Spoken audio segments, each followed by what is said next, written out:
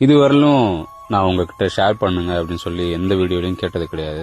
தயவு செஞ்சு இந்த வீடியோ முழுசா பார்த்ததுக்கு அப்புறம் எல்லாரும் ஷேர் பண்ணுங்க. என்னடா இந்த வாழ்க்கைன்னு தோணுதில்ல, அவங்களுக்காக நான் எழுதினது.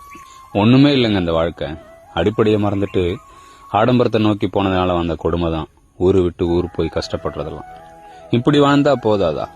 மாசம் 10,000, முடிஞ்சா வீட்டரிசி, முடியாதவங்களுக்கு இருக்கவே இருக்கு எப்பவுமே ரேஷன் அரிசி, வாடகை இல்லாத குடிசை வீடு, வறுமையை ஒழிக்க கொஞ்சோண்டு பாடு, கரண்ட் இருந்தா இளையராஜாவோட பாட்டு, இல்லைன்னா ஆடு மாட்டோட விளையாட்டு, சாயந்தரம் ஆனா அந்திக்கடை போண்டா வடை, அப்படி இல்லைன்னா அம்மன் கோயில் கிட்ட ஜாலியா ஒரு அரட்டை, மழை பெஞ்சா ஓடையில மீன், இல்லைன்னா மரவள்ளி கிழங்கு, நத்த நண்டு பிடிச்சி காரசாரமான ரசம், முருங்கைக்கீரை பொரியல், வறுத்த வேர்க்கடலன்னு அந்த மழையே மனமா போகுங்க.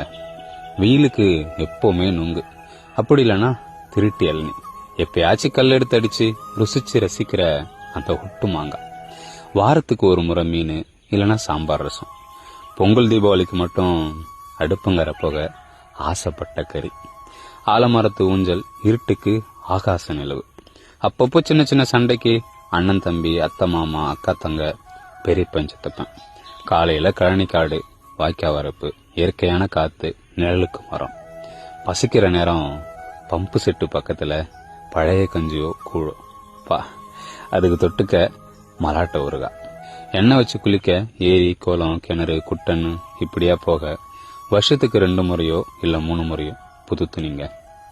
இது போதாதா? சொந்த ஊர்லயே கடன் இல்லாம சந்தோஷமா வாழ வேற என்னங்க வேணும்? இப்படியான வாழ்க்கை வாழ முடியாத மட்டும் சொல்லிடாதீங்க. நன்றி.